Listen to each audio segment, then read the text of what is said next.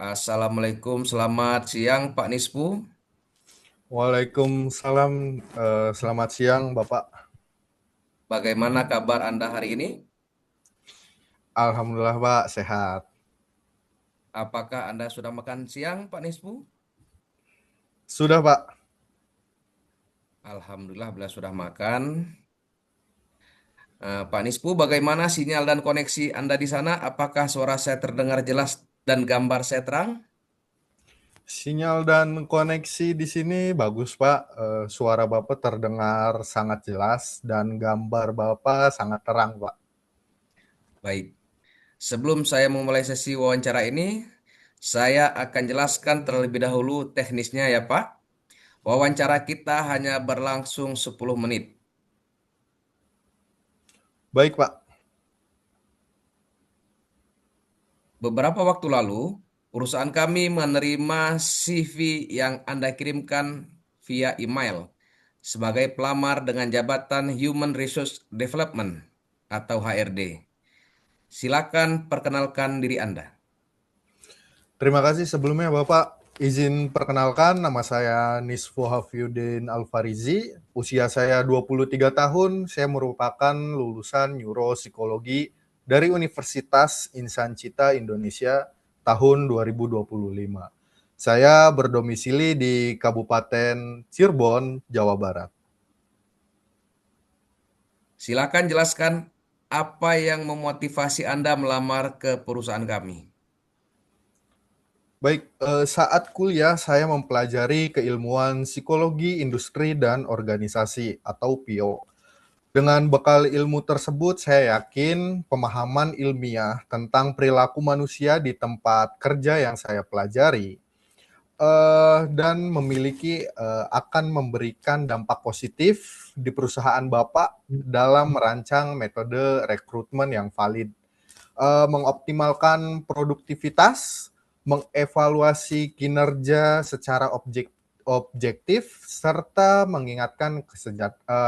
serta meningkatkan kesejahteraan dan retensi karyawan secara berkelanjutan.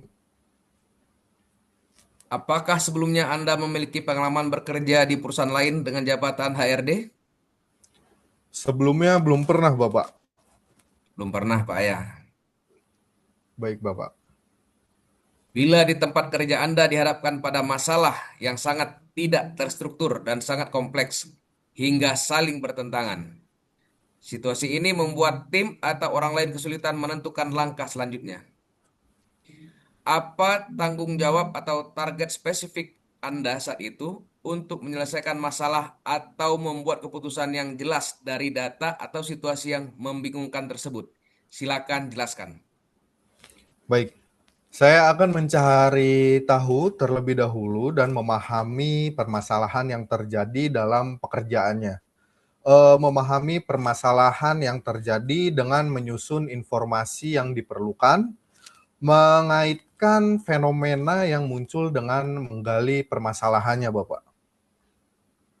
Langkah spesifik dan terperinci apa yang Anda lakukan untuk memecah data kompleks atau situasi tidak terstruktur tersebut?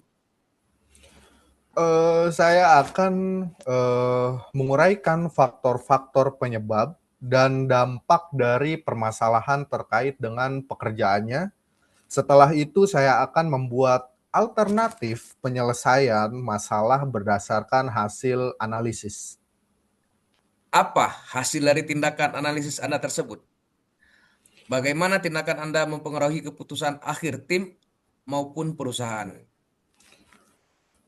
Saya akan penyelesaian permasalahan dengan memperhitungkan dampaknya, mengidentifikasi faktor-faktor potensial